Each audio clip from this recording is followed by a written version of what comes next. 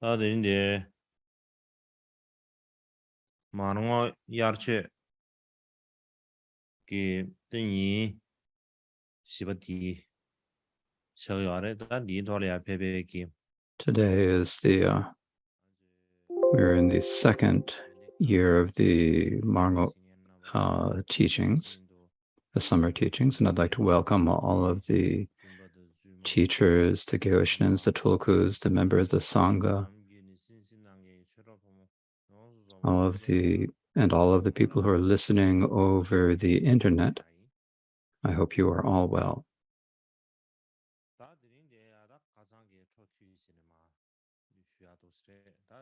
Today I will speak continuing from where we left off the other day. Now, the topics from today is primarily what is the Sangha, how it originated, and how did monasteries originate, and the origination of the Vinaya and how the rules were made. And so these are three topics that we need to discuss. And so now we're in the discussing how the Vinaya originated.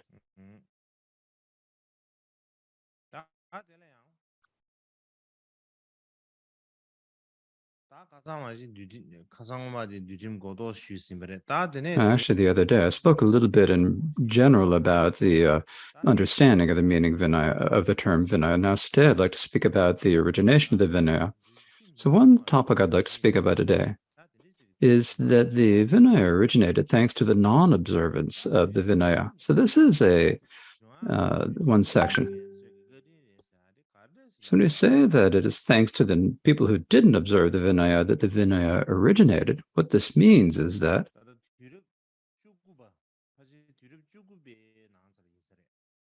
there's an English scholar, she's probably the 19th or 20th century, and she was a woman, but she was very skilled in her research of the of Indian studies, and her name was I.B. Horner. And what she said about the topic of the Vinaya and her feeling about it is that generally, according to the Vinaya,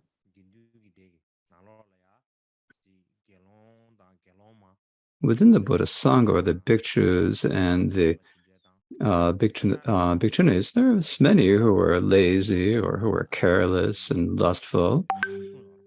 There's a lot of stories about this in the Vinaya. And they all really enjoyed luxury, and they really liked enjoying themselves.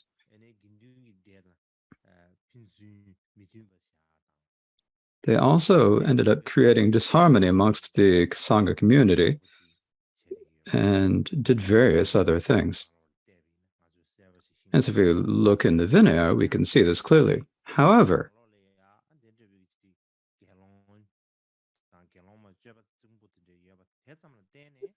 but if we think that in the Vinaya we had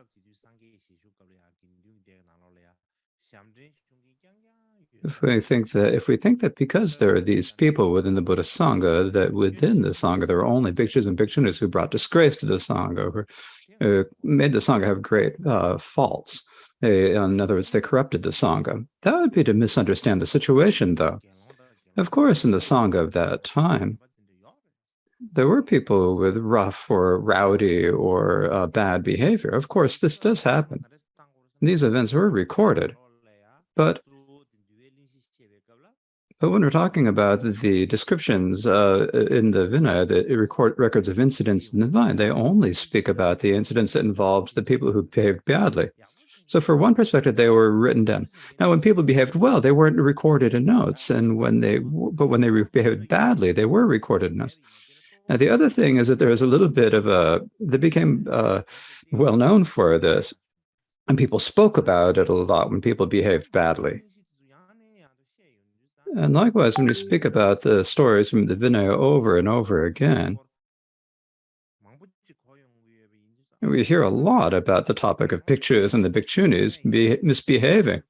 We must think that that all of the bhikshus and bhikkshunis must have been rascals, but that's not the way it actually was. It wouldn't be honest of us to just say because there were such situations and that there were not. It would be like we'd be ignoring all of the many bhikshus at that time who were upright and faithful students of the Buddha and ignoring and diminishing them. Another thing that we need to consider is that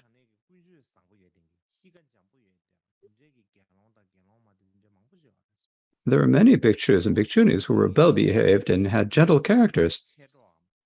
When they saw their Dharma friends, their Dharma brothers and sisters misbehaving and behaving badly, it's like they couldn't bear to see it.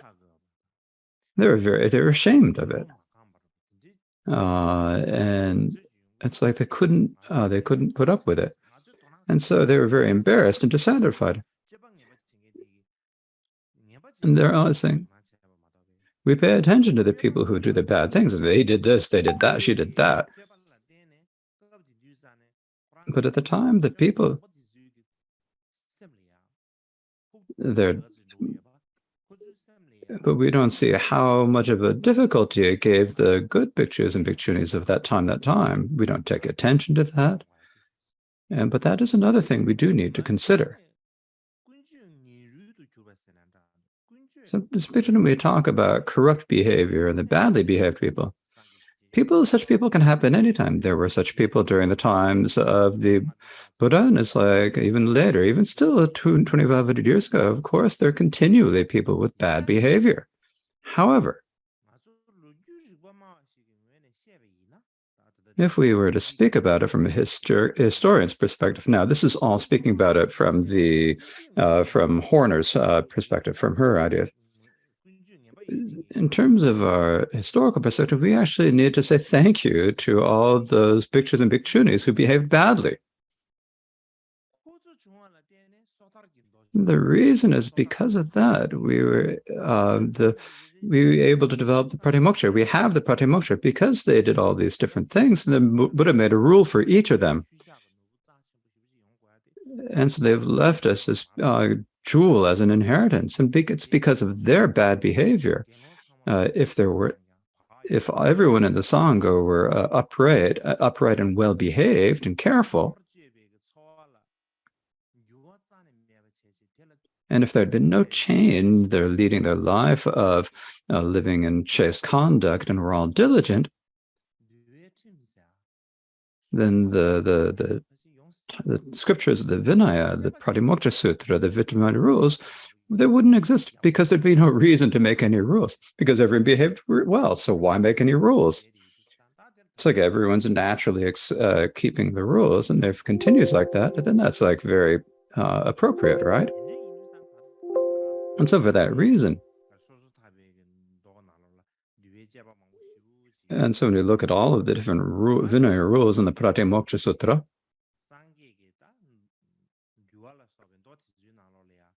also if we look at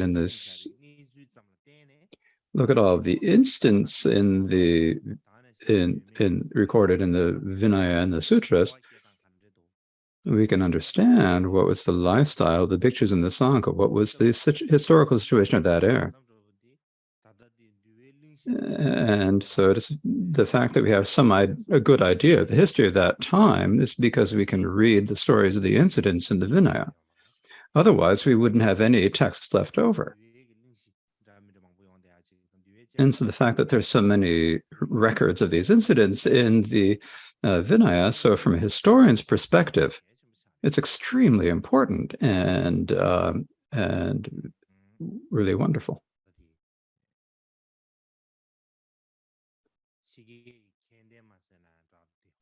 And so this is what this scholar Horner says. So she was a 19th or 20th century scholar. Now, I'd like to add something to that, of course. Now, if we look at it in terms of our Tibetan Vinaya scriptures, at the time of the Buddha, The earliest Sangha was what we call the good group of five. And before the good group of five, you can't say that there is any Sangha community. There was no Buddhist Sangha. It's only when the good group of five appeared that they're the ones whom the Buddha first taught the Dharma. And because of teaching them the Dharma, they gained realization. And because of that, the Noble Sangha began. And so the initial Sangha was the good group of five, these 5 pictures. Now, these 5 pictures, the way they wore their robes at that time, they continued to wear their robes habitually as they had before, exactly the same as they had before. And so when the local householders who had faith in them saw them, said, the way you wear your robes is strange. It's exactly the way merchants wear their robes. It's the way that rich people wear their robes. Because if it's we talk about the robes, it's basically a fabric, a cotton cloth that you wear. It's all the fat, it's a rectangle cloth, and you fold it around, you can wear it like that. And then you walk around like that. So at that time, so that's what we mean by the robe or the shanta. But when you talk wearing about, it's a question about how you fold and fasten and tie the knot. Now in Tibetan, of course, in later times, the robes were then sewn into a tube. It's not like a rectangular piece of fabric. It's now sewn into a tube. But originally, you couldn't make it according to the Vinaya to make it. So basically, later in Tibet, many lower robes, in some lower robes, they don't sew it entirely. They leave some empty parts when sewing the 2 ends together. But in the old days in India, the lower robes was something that was a fabric that you wrapped around and tied around yourself. It wasn't sewn into a tube. In any case, the faithful house had said that the way they wore their robes is exactly the way merchants and rich people did. And so when they said this to the Buddha said to the good group of 5, so from today on, you need to wear the robes wrapped around you. Not so it's like higher and lower darkness, but so that it's wrapped around you and evenly, not longer at some spots, and someplace a little bit higher at others, and some a little bit longer. Not like that, but wear the robes wrapped around you, he said. So that was the rule that he made. And so he's saying wear the robe wrapped around you is probably the very first rule that the Buddha made. If we take the Tibetan Vinaya as a basis. Now, I haven't done a lot of research into this, but just to talk about it in general, this is probably how it was. And then in the 13th year after the Buddha awakened to Buddhahood, there was the Bhikshu Bhadra who engaged in sexual intercourse, to which the first rule of the first defeat was made. And so when you look at it, many of the important rules that were made were not during the initial phase of the Sangha, but only quite a few years later. So that's how it probably was. Now, before that, he didn't make the rules about the 4 defeats, but does this mean that there was no one who refrained from the four defeats? It doesn't mean that at all. In general, at that time, the 4 defeats were like there's generally a custom or tradition of the various wandering mendicant groups of monastics, and so it's something that everyone just naturally would have kept. And since no one had committed the 4 defeats, then there had been no need to make any rule about them. Now later, within the Bhikshu, there was in terms of the Bhikshus, there were what we call the Gang of 6. There were these 6 badly behaved bhikshus in the Gang of 6. And on the bhikshunis, there was the Gang of 13. There were 13 bhikshunis who were badly behaved. And so these are people who, monastics who behaved in rowdy ways, who had bad behavior. And because of them, they appeared and they did so various different things. And because of that, it was necessary to make quite a few different rules. So if we look at these from one perspective, then then all these things that the bhikshus and bhikshunis did are something that we present-day monastics might resent, because they did all these different things and we had all so many rules. And so if they hadn't behaved so badly back then, if they'd behaved kind of better, we wouldn't have so many precepts to keep. It would be easier to keep, we might think. So from one perspective, there's something that someone who we should resent, or someone we can blame, if we say it in English. They're the people we can complain about. But if we look at it from another perspective, the fact that we have a big difference between householders and monastics is because of their bad behavior. Now, when we talk about the distinction between householders and monastics, on one perspective, it's easy to make the distinction, but on another perspective, it's actually difficult. It's not as easy to make it as we wish. It's actually rather difficult to distinguish. And so what the 8th Karmapa Bhikkhu Dorje said is that the difference between householders and monastics is difficult to distinguish them.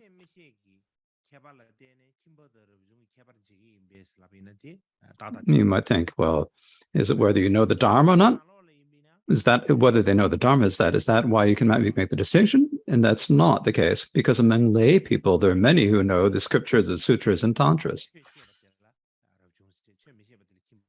So you cannot say that it's the monastics who know the scriptures and the lay people who do not. So that does not make the distinction.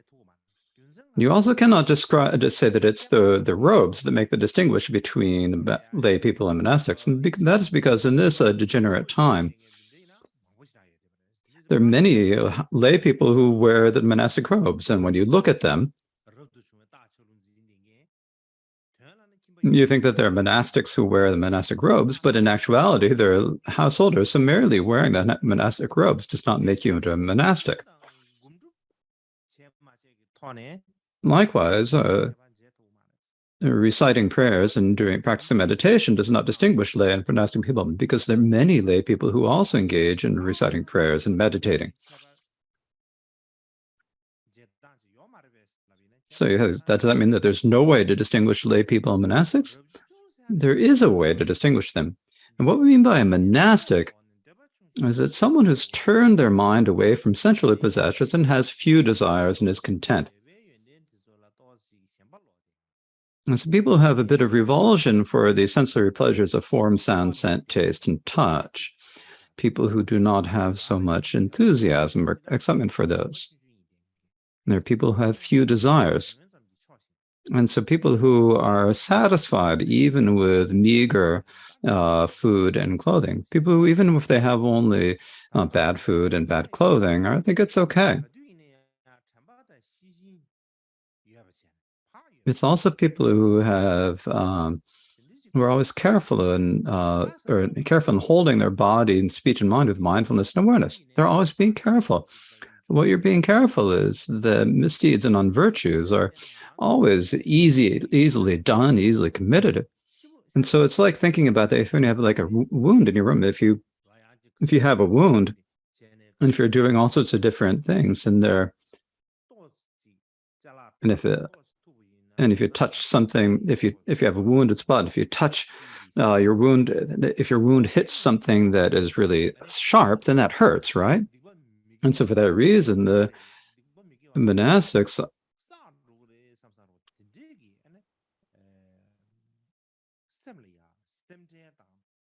always worry in their minds about that I might commit a misdeed, the non-virtues might happen. And so they're always avoiding those. Now, monastics, being monastic also means giving up envying others and looking for other people's faults. So not looking for others' faults, not envying others. It also means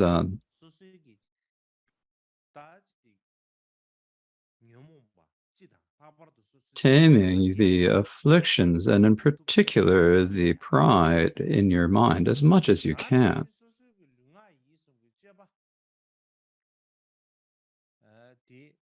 And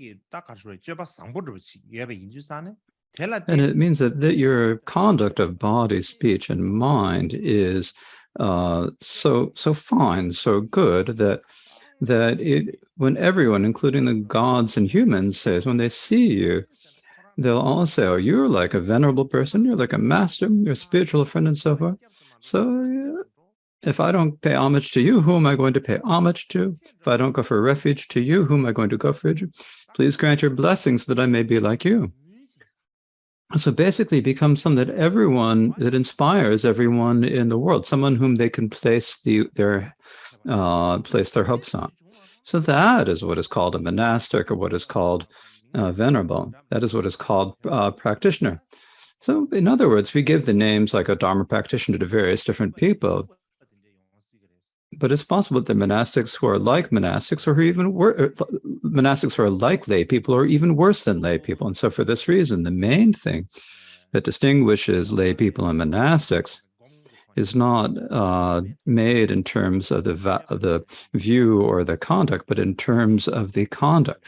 Because of very fine conduct of the Vinaya, we can say that their conduct is superior. Now, if there weren't any people who didn't have this bad behavior, then there wouldn't be any Vinaya behaviors to rule. There wouldn't be such fine behavior. And so for that reason, the badly behaved bhikshus, there being so many badly behaved bhikshus and bhikkshunis at the time of the Buddha, it actually worked out well for us. Likewise, it also says in some of the Mahayana sutras that there's the Bhikshu Udayi from the Gang of Six. And even people like Devadatta are sometimes, in some Mahayana sutras, said to be emanations of the Buddha. And I think that there's really an important point here. Now, if we think about it from the historical perspective, it seems like inappropriate to say that people are emanations of the Buddha. That seems strange from a historical perspective, but from the view of our philosophy and practice, then I think there's a lot to understand to say that they are something. It is very beneficial to say that there's something to understand there, or that there is something to understand in saying that they are emanations of the Buddha. So now I'd like to speak about the Pratimoksha. So there's the Pratimoksha.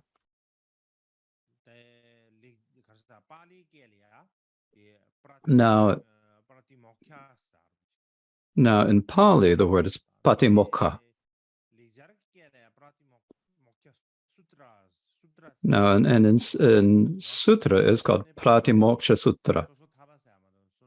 And so in Pali, it's called the Patimoksha, the individual liberation, not the Sutra of individual liberation.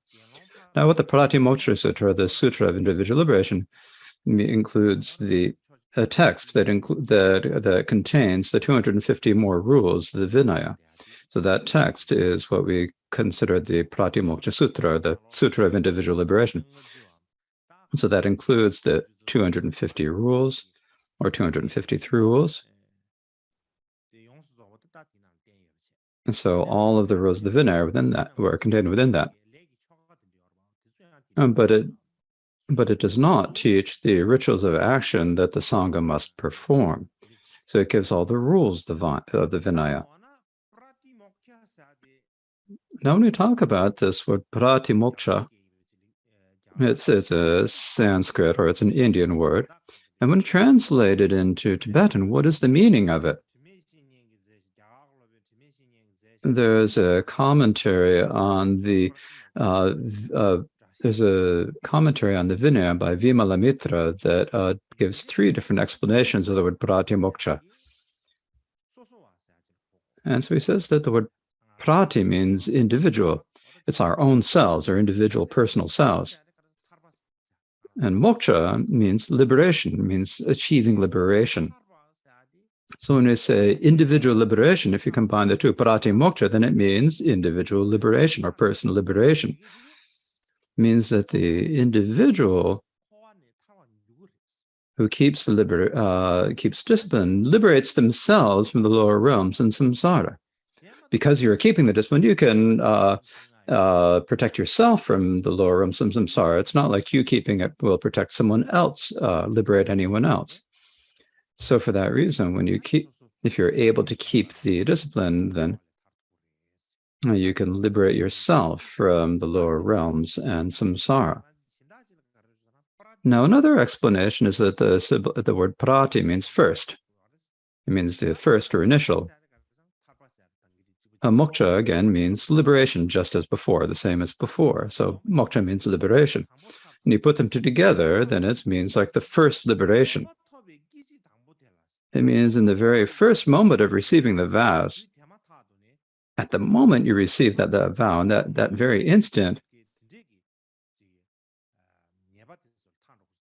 you are liberated from your faults of your previous wrong vows. For example, if you're a butcher, then you have put an end to, or if you're like a butcher, then you have decided that you're going to kill animals, right?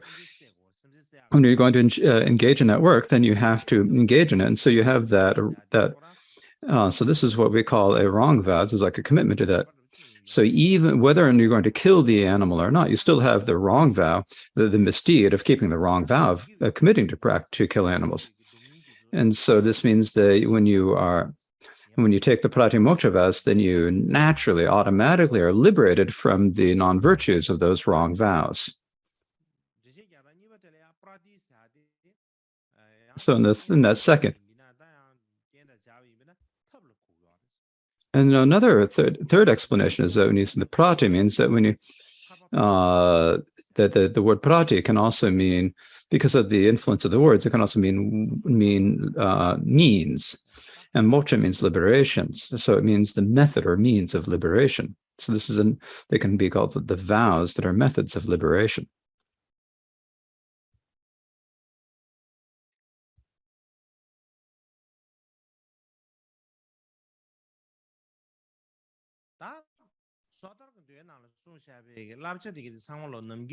When we talk about the precepts in the Pratimoksha Sutras, according to our Mula Sarvastivada Vinaya scriptures, we speak of them as the 5 categories of downfalls. In other words, we just divide all the precepts into 8 different sections.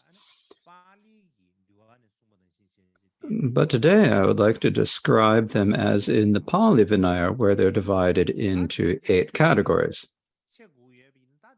So if we need to divide them into 8 categories, the 8 categories then would be: the first is the defeats, the second are the Sangha remainders, the third are the indefinite dharmas, the fourth are the downfalls with forfeiture, the fifth is the downfalls, the sixth is the confessible dharmas, the seventh is the numerous training dharmas, and the eighth is the dharmas for settling disputes. So these are the 8 different categories.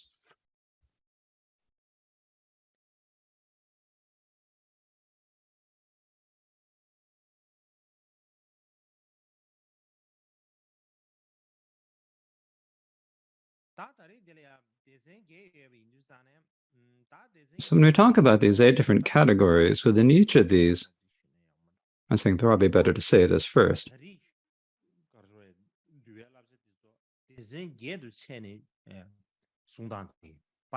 So today I'm speaking about it as describing the rules of the Vinaya in terms of the 8 different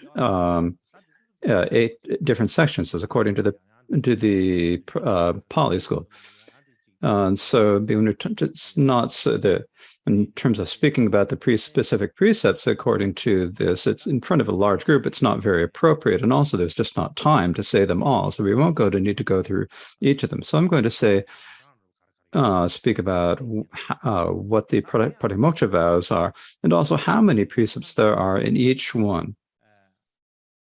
And I think speaking about it like this will be beneficial. So these are not just the precepts in the Mula Sarvastivada tradition.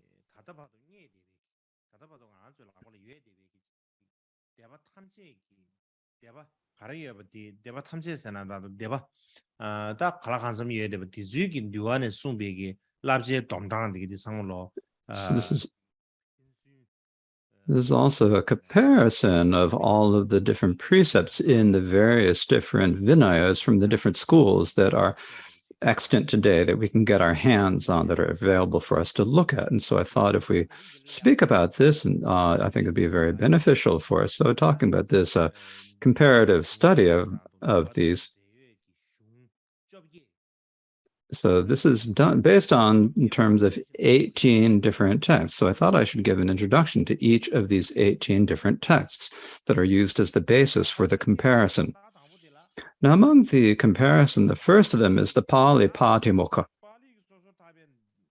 The Pali Patimokkha is, in general, passed down within the Sthaviravada school, and it probably comes down from the Tamrashiti school. So this is what we call the Theravada school. So it's the one that is passed down in the Theravada tradition. It's passed down from the Tamrashatiya tradition in the Theravada. Then there's also the Mahasangika Pratimoksha Sutta. Now this is originally was only known in, or for a long time was only available in the Chinese tradition, but later there was a Sanskrit text was found. And so then there is, and so this is the Mahasangika. And so this is one of the 18 schools. Now the third is the Patimokkha Sutta, the 5 scriptures. So this continues the entire Vinaya Vibhanga. So it has, so if we talk about which school it comes from, it's from the Mahishasaka school. This is passed down in the Chinese translation. So this is included from the Mahishasaka school. And then next is the Pratimokkha Sutta, the 5 scriptures. And this is also in a Chinese translation, and this is from the Dharmaguptaka tradition. There is also the Sutra, the Discipline of Liberation. And this is basically the Pratimokkha Sutra. It's basically only the Pratimokkha Sutra. It doesn't include the full of Vinaya Vibhanga. Now, this is only extant in Chinese translation. Now, the school that this is from is the Kashyapya school.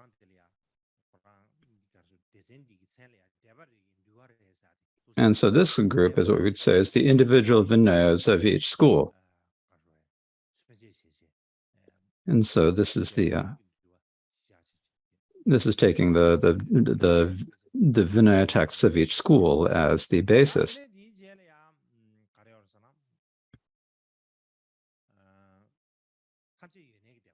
Now, following this, there is the Sarvastivada Vinaya. Now, the Sarvastivada Vinaya is one of the of these 18 original schools. Now, there are different Vinayas of school. They're the same in being Sarvastivada Vinaya, but they're different manuscripts. There is one of these is an ancient manuscript of the Pratimokkha Sutra extracted from the Dunhuang caves. And this is considered to be the earliest translation of the Pratimokkha Sutra into Chinese. And the second one is called the Sutra on the 10 recitations, or 10 sections on the Vinayas. If you describe it, if you say it literally, you'd say it is the 10 verses. This is primarily related to the Vinaya Vibhanga, the long Vinaya text. The next is the there's a Bhikshu Pratimokkha Sutra of the 10 verses or 10 recitations. There's also a Sanskrit manuscript of the Pratimokkha Sutra.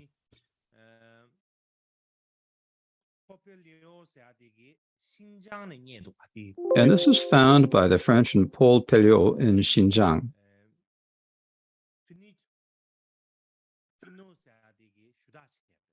And it was edited by Finot and published in 1913.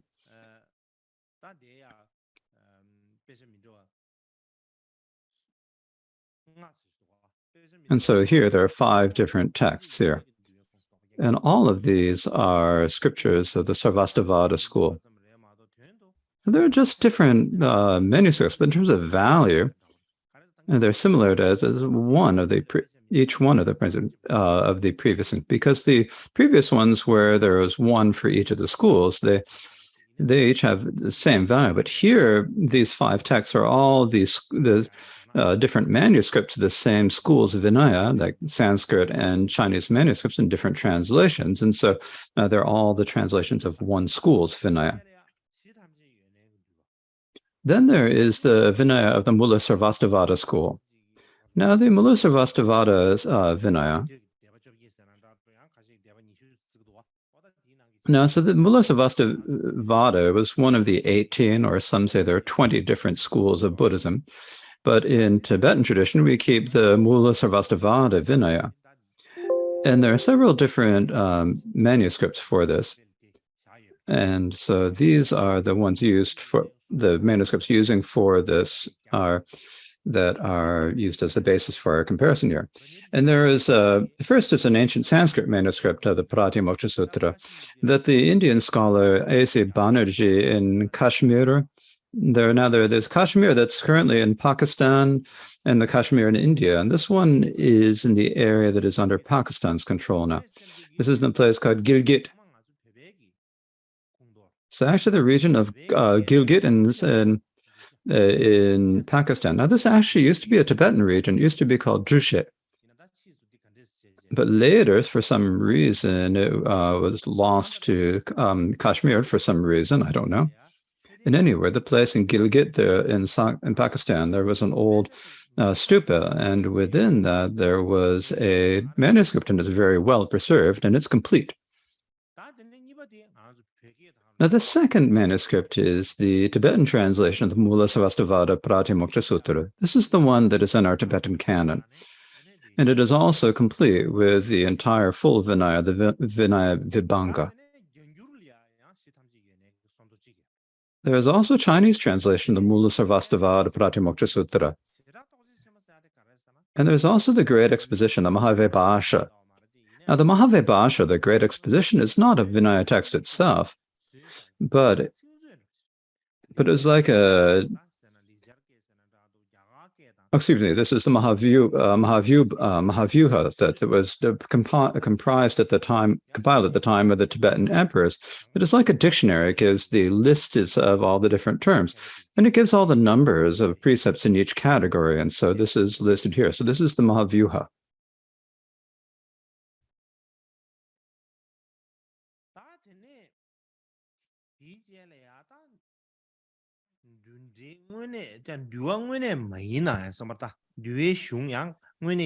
So now there are several texts that are included in this analysis that are not actually Vinaya texts, but they are like sutras that are related to the Vinaya. And so I'm presenting these. They're not actually the Vinaya itself, but they are connected to the topics of the Vinaya. So the first of these is Upali's Questions Ascertaining the Vinaya. So this is extant in Chinese translation, and there's also a Sanskrit text. Now, it is not an actual Pratimoksha Sutra. It's not an actual Vinaya text, but it does lift the lists of the precepts and the number of precepts in the Pratimoksha Sutra. And now the way that they're presented here is slightly different than it is in other Vinayas. So it is probably from some other school, as some scholars suspect. And so this is an important text. And the second point is the 22 clear points about the Vinaya. So this is translated into Chinese by the Master Paramartha. Now, in terms of the school, this is from the Samatiya school. And so it's a commentary on the Vinaya from the Samatiya school. The next one is the Sutra of the 5 Qualities of Bhikshus that was translated into Chinese by a Chinese master named Dharmadeva. And so this is, and the last one is the Mahaparinirvana Sutra. This is a Mahayana Sutra.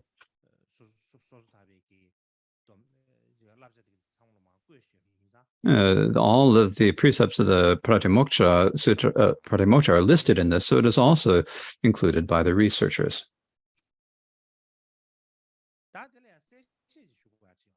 So one thing I need to explain here is that So there are these 18 texts that I have just described to you. I've just presented them to you. And so these 18 different texts are manuscripts. What they contain are the schools of the Sri Lanka Theravada, the Mahasangika, the Mahishasaka, Dharmaguptaka, the Kashyapya, the Sarvastivada, the Mula Sarvastivada, and the Samattiya. So it contains the Vinayas of the 8 schools. Now, among these, the Mula Sarvastivada Vinaya is very similar to the Sarvastivada. So in this case, you don't necessarily need to count it as separate. And if you do not count it, then there would be 7 different schools. Now, if you add to this, you can add the Upali's questions ascertaining the Vinaya, which I mentioned before, because this presents the precepts differently than the other schools. So if it is counted as a separate one, then you could say we have the manuscripts of 8 different schools. Now, there's some debate about what school it comes from. There are people who say that it probably comes from the Mula Sarvastivada tradition, but other scholars make refutations of that because when you compare the Mula Sarvastivada with the other traditions, then it's a little bit different. Now, there's also the Vinaya from the Mahasangika school. Then the other Mahasangika texts are actually extremely rare. So this Vinaya manuscript is also extremely significant. So these are very important.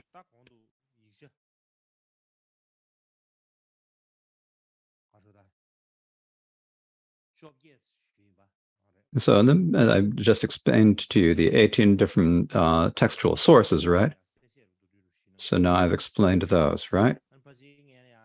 So I think at this point, this is a good time to take our 30-minute intermission. So we will have our intermission now for 30 minutes.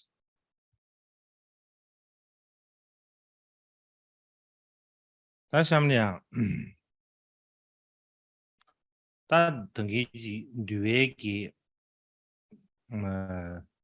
류화단 제역이 있으려면 적어도 딱 하나 류화단 제역이 이제 좁게예요. No, I was just speaking about the 18 different Vinaya or manuscript texts that are related to the Vinaya. So the question is now, what is the difference between these 2 different schools in terms of the precepts of the Pratimoksha? What is the difference in the numbers of what is the difference in terms of the actual precepts? So these are researchers who actually looked into these topics. Now, in researching these topics, the results of this research have been published, and there are 7 different works here that I would like to introduce now.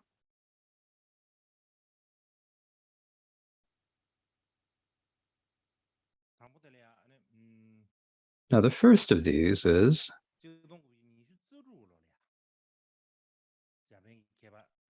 was published in 1926 by the Japanese scholar Makoto Nagai.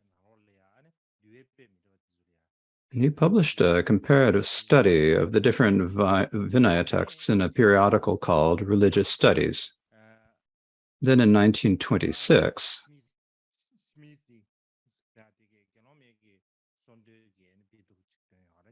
Waldschmidt published a comparative study of the Bhikshuni Pratimoksha Sutras.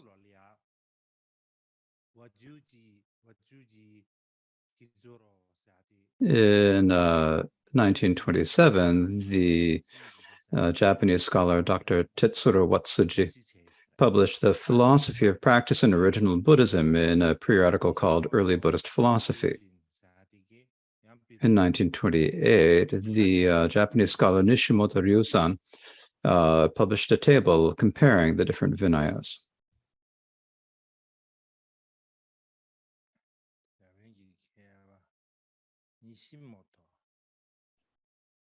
So that was the Japanese scholar Nishimoto.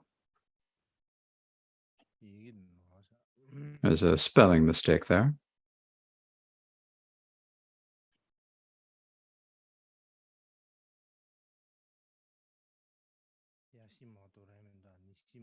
It's not Yashimoto, it's Nishimoto.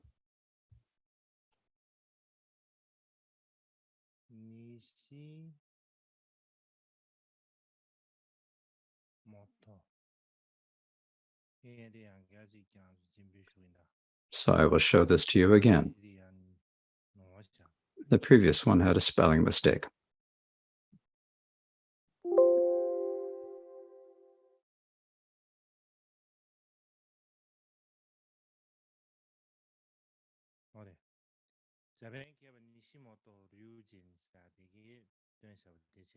So the fourth one was the Japanese scholar Nishimoto Ryuzan. Now, the fifth comparison was also done by a Japanese scholar named Akonuma Chizen.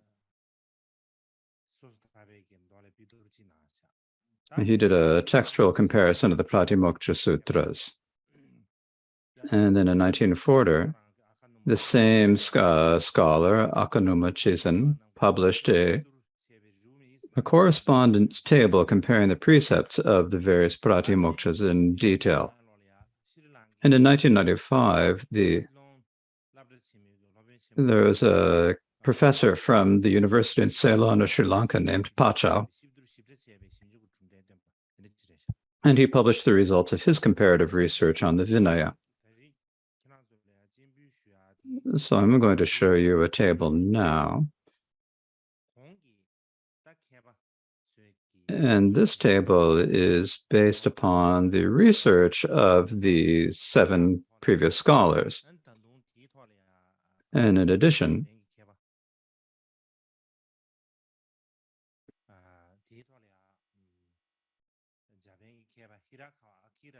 and it also includes the results of the research, Hirakata Akira's research into the Vinaya Pitaka. So it includes his table. So now his table, so above there were tables from 6 tables in different comparisons. So he combines these all into one table. And so Hirakata Akira then redid these and improved these tables. So I'm taking these as the basis to show the differences. So I'm showing the table by Hirakata Akira. And generally, when we talk about this, if we take it according to the words of Hirakata Akira, there's the final totals that he gives, and saying like the 253 Vinaya precepts. So there's the total number there. If we look at the numbers and the totals, it seems like the Vinayas of the different schools all have different numbers. Not only that, even those, and there's some from the same tradition, there can be different numbers. For example, within Sarvastivada, there are 2 different traditions, and in the Mula Sarvastivada tradition, there are 3 different positions. So it's like that it's not exactly definite, it's not certain. Now, so for this reason, I think it's the reason why many modern researchers have said that later generations must have added to the Vinaya precepts. So there is this discussion, and perhaps there's a reason for them to have this suspicion. It's probably true because there's so many differences. Now, if they're all the same, then there's no need for there to be many differences.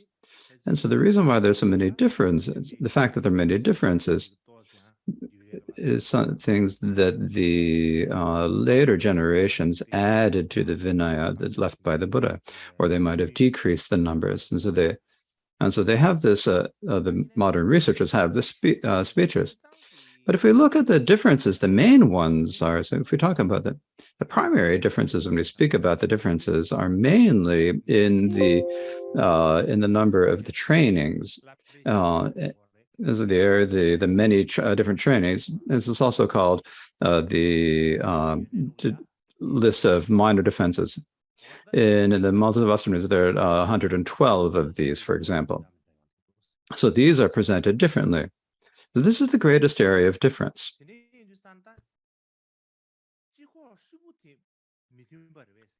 So if we think about this, the whole structure, is it different? It's not. The overall structure, the basic structure is the same. The structure is the same.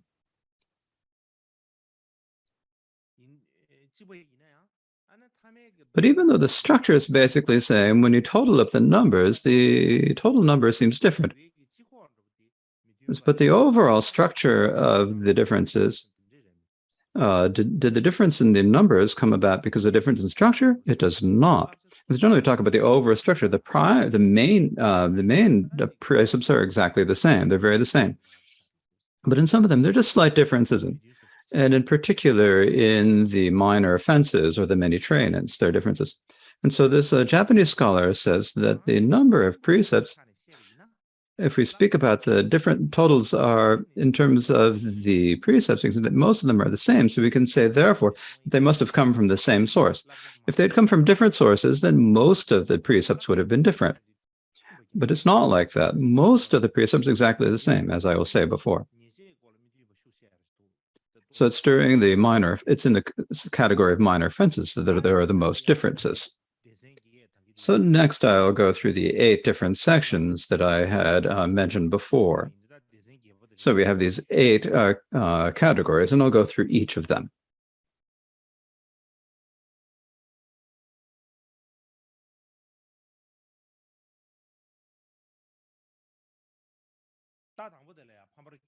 So the first of this are the defeats, the dharmas that are defeats, or the defeats.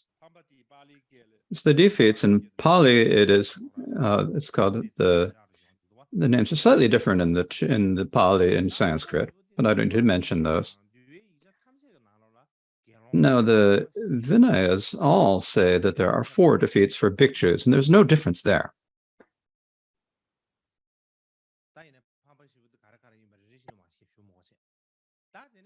But I do not need to describe each of the 4 defeats.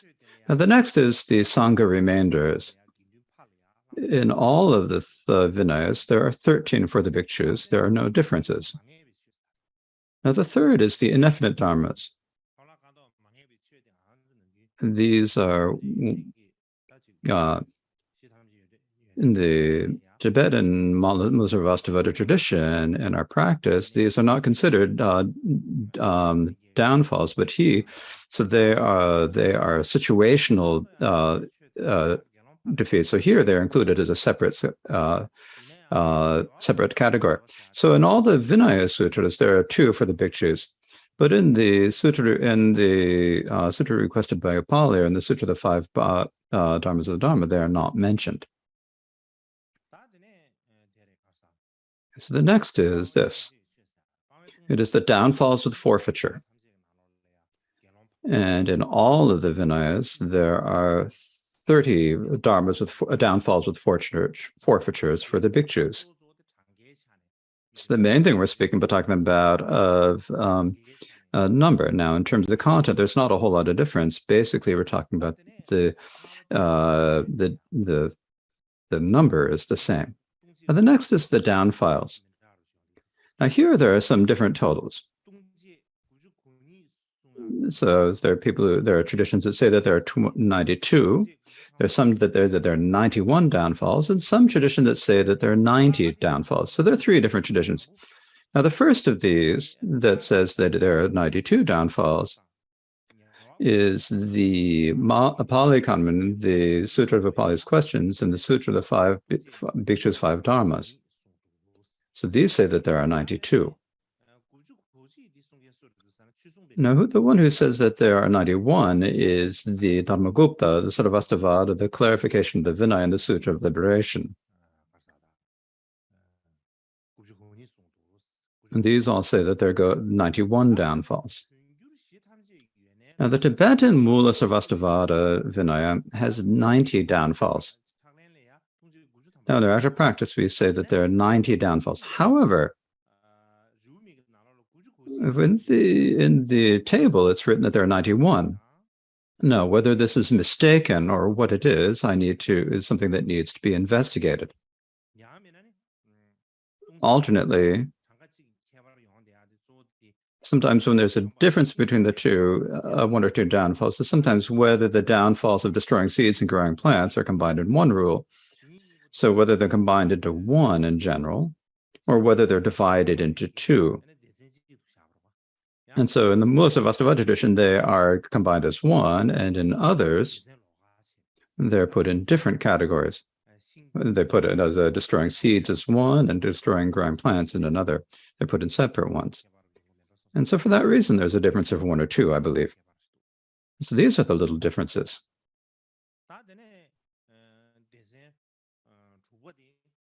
Now, the sixth section is the confessible dharmas. Now, this confessible dharmas, there are for all the different five vinayas of all the schools, there are four for bhikshus. Now, the seventh is the numerous training dharmas. These are the ones we speak about. These are what we often call the minor offenses. Now, these are all different in all of the different vinayas. The total number is different in all of the different vinayas. For example, in the Pali Vinaya, there are 75. The Mahasangaka school has 66. The Sutra of Upali ascertaining the Vinaya has 72. The Mahashasaka and the Dharmakuptaka have 100, exactly 100 trainings. The Pratimoksha Sutra found in Dunhuang has 107.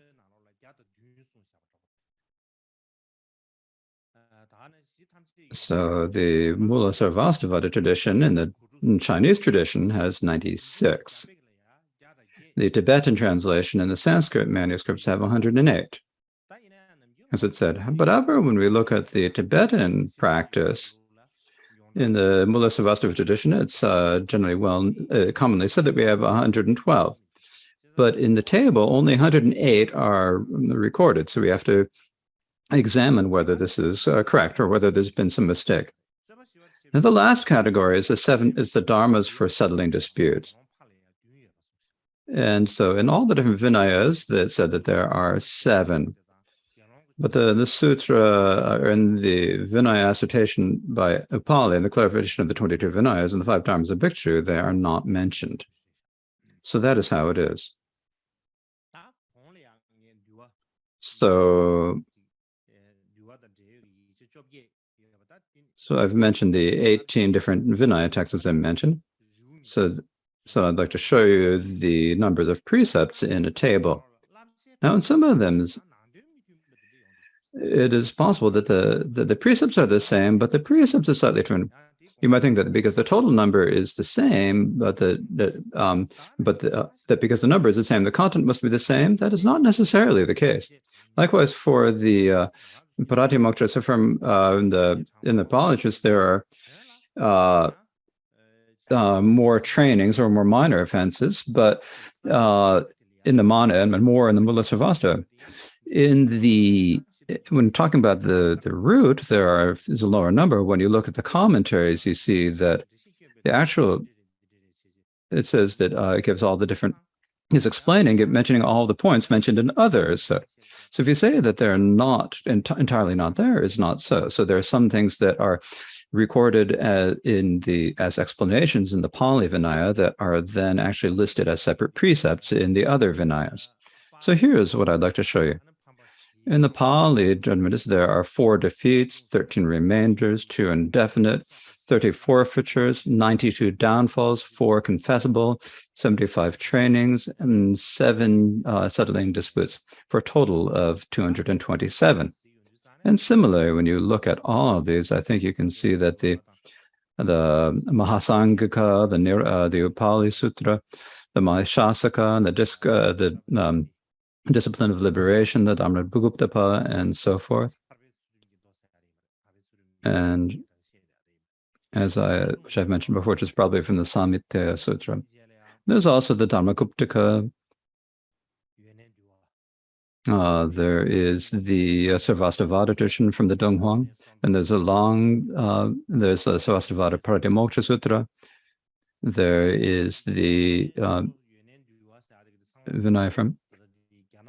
Now, as I mentioned, these are primarily speaking about the ones that are in the Sarvastivada descriptions that are in the Chinese tradition, as I mentioned before.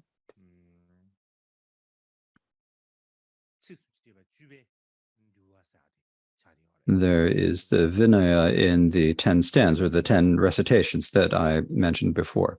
So that is the one that I was mentioning. Then there is the Mula Sarvastivada. And then again, for that, there's the Chinese and there's the Tibetan translations. There is the, then below that, there's the Mahavyutpati.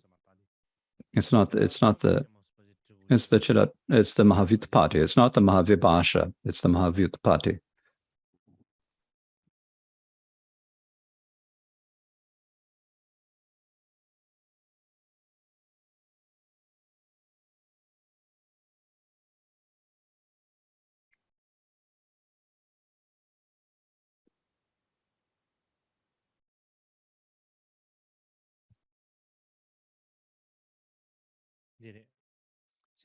So this is it. So it's the Mahavyutpati. And then there are the 22 clarifications of the Vinaya, the Parivanirvana Sutra, and the 5 dharmas of a bhikshu. And so there are these comparison of the 18 different texts that are related to the Vinaya, and presenting the total numbers of precepts given in each.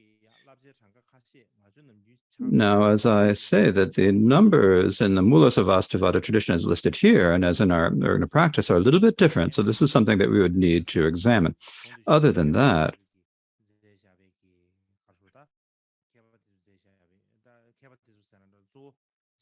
the rest are primarily based on the teachings of or based on the comparative research of the Akira Hiraka and his text called the Vinaya Research.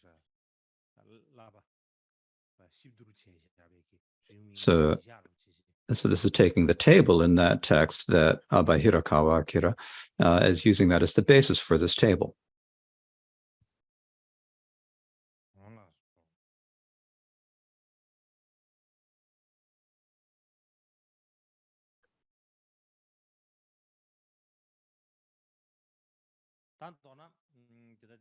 So in brief,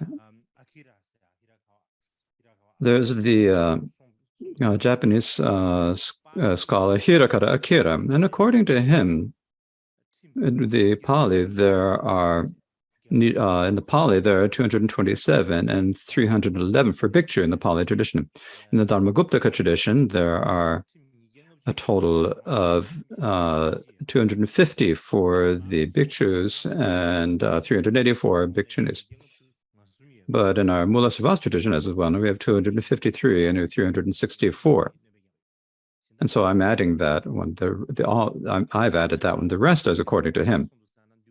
Unless this scholar also says that in the other Vinayas, they're differing numbers in the other Vinayas. But for the important precepts such as the defeats, the remainder, the forfeitures, and the downfalls, all of the Vinayas are in agreement. And so what this shows is that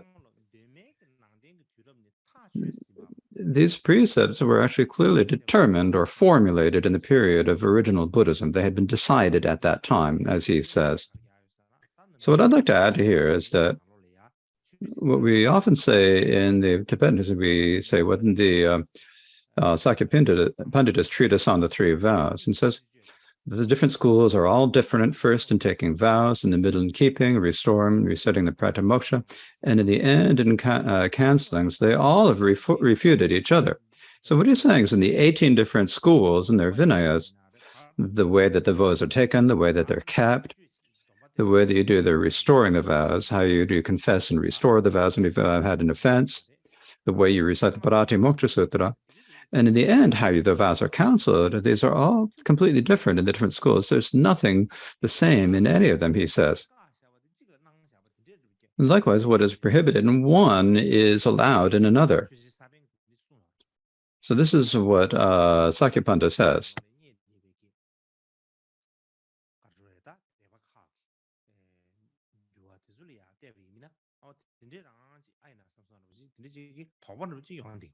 But when I look at the 18 different schools, then I wonder if this really is the school. But it's understandable that the Sakyapanda was like this. And the reason is that during the time of the Tibetan emperors, it was said that they prohibited the translation of any other Vinaya than the Mulasarvastivada tradition.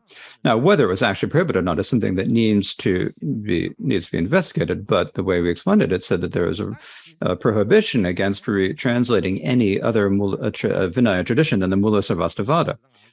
If it were actually prohibited, in any case, whether it's permitted or not, there is only the Vinaya of the Mulasarvastivada, not of any other tradition. And so it's very difficult for Tibetan scholars to obtain the manuscripts of any other schools.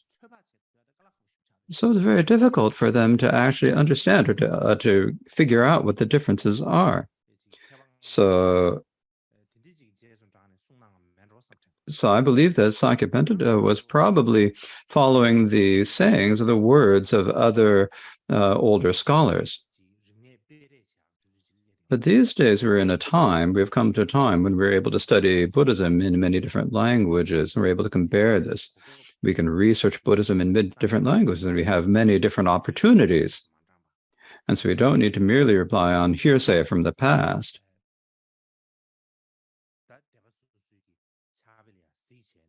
We can actually take a look at the schools of the different schools. And I think it's important for us to do our research in this way.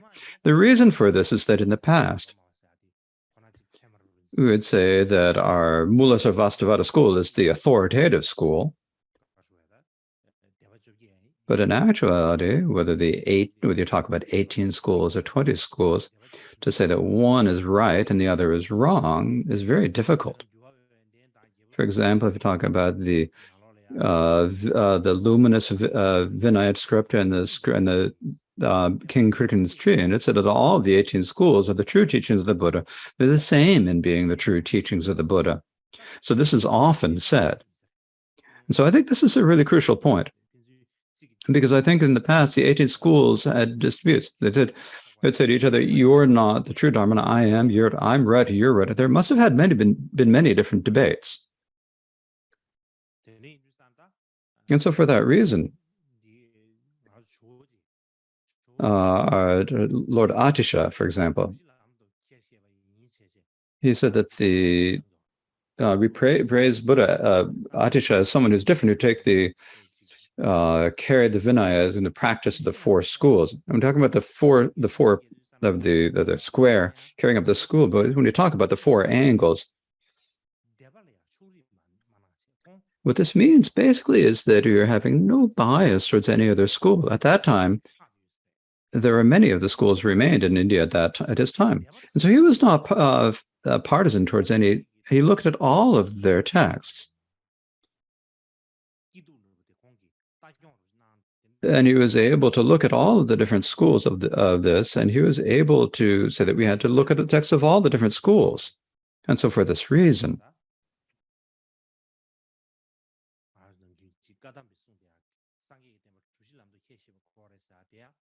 when we talk about the Kadamba tradition is saying that he's someone who took the whole teachings of the Buddha, then this means that he's someone who was looking at the 18 schools and not having any partisan bias towards any one other, and recognize them all as being the words of the Buddha and all of them as being correct and true. So in general, when we talk about when you look at the difference, understand what the difference of the 18 different schools are, then there's the benefit that we can understand what the practices of each school is, and then to practice them properly. So, in brief, as some Japanese scholars say, that each of the bulls the Buddha made was made after some incident. First, there is some incident, and because of that incident, then the Buddha made a rule. That is how the Buddha made the rules, they say. And so for that reason, when we look at the background stories of the Vinaya, which means basically the records of the incidents, the reason for making each of the rules, when we look at this in detail, what we can understand from reading these is when the Buddhas were living in these residences in Pleasant Groves, the monasteries, how their lives changed what improvements there were and developments there were in their lifetime. We can understand that from reading these. Likewise, when we look at the various rituals of action, the Sangha's methods of making internal rules, we can also see the developments in their livelihood from looking at those. Basically, though, the benefit that comes from the formations of the establishment of the rules in the Pratimoksha was helps us in determining how the overall livelihood of the Sangha became more organized. Now, with the rules, it's not like all the rules are not made in a single day. They all were added a little bit of time and then gradually accumulated. At the beginning, there was one or two, and then there are more and more precepts.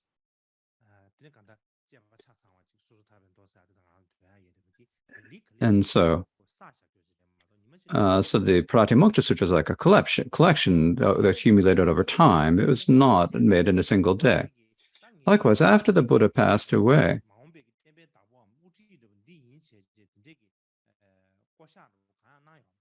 the Buddha did not appoint anyone to be his successor, the leader of the Sangha, after he passed away. And so for that reason, there was not a single leader or successor in the Sangha. And so the situation that happened is that in a single place, there'd be two Sangha communities. They might not look at each other and they didn't really look at each other because they had the same seniority or the same level. And so they didn't really compare them. And so there were times when disputes occurred between them. And when they came into discipline, then there's the danger that there'd be like a schism into two different schools of the Sangha. And so what we need in order to bring harmony to the Sangha is to have the Sangha's rituals of actions. And so the way this is beneficial is that when you're doing the ritual of action, when you tell the ritual of action, it means that everyone had to have, all the Sangha members had to have a meeting. When you say rituals, then it means that everyone has to get together and they have to recite. That's the way we think about it. But actually, when you think about it, the rituals of action were not like this. It means like a meeting of the Sangha where they spoke and they had conversations and discussions. And so in order to hold a ritual of action, the entire Sangha had to get together. Now, it's not necessary that everyone had to gather, but if it was necessary for everyone to gather, then everyone did gather, and then they could make the decisions by consensus. In the Vinaya tradition, if even one bhikshu objects, you cannot make a decision. So for that reason, so it's possible that they may have this consensus among the Sangha. This is very beneficial for creating the harmony within the Sangha. So next, I would like to speak about who has the authority or leadership within the Sangha and during the period of original Buddhism. What was the leadership?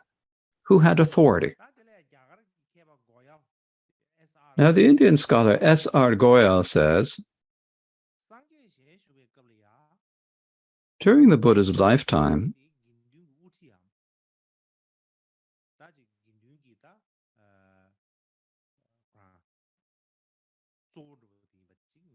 the Buddha was recognized as the leader or the main member of the Sangha. Now, what is the evidence for this?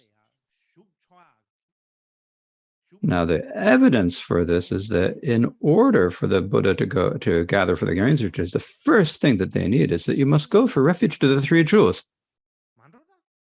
If you don't go for refuge to the three jewels, you cannot enter the Sangha community. Only once you have gone for refuge to the Buddha can you enter the Sangha. And in order to go for refuge to the three jewels, you have to go for refuge to the Buddha. And so naturally, he says, the Buddha became the leader of the Sangha, he says. However, at that time in India, there are many different religious groups. And if we look at the leaders of the other groups, then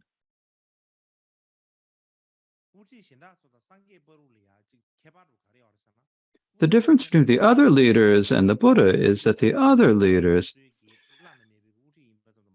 were the supreme leaders of their own groups as Sanghas, but they also made the rules for how their sanghas or communities would lead their lives and how they progressed about their business. And so that was the leaders of each of the groups were their own teachers. Likewise, they also decided who would uphold their lineage or who their successor would be. So it was the leader who made that decision. And so for that reason, at that time in India, this was the tradition within all the different religious groups.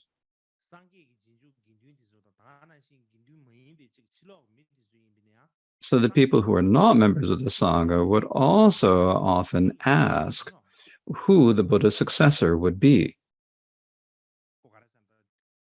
And at that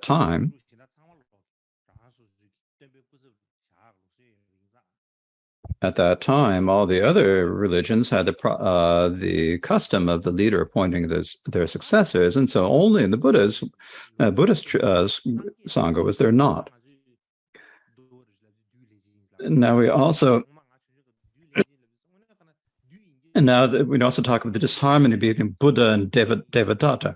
We often call him the Mara Devadatta. When I was young, I thought he must have been like a demon, like some sort of animal, not human. But in the end, it turns out he ends out to be a human. He was the Buddha's relative. So when you say that he's the demon Devadatta, we think that he's non-human. But he was actually, he was human, just like the Buddha.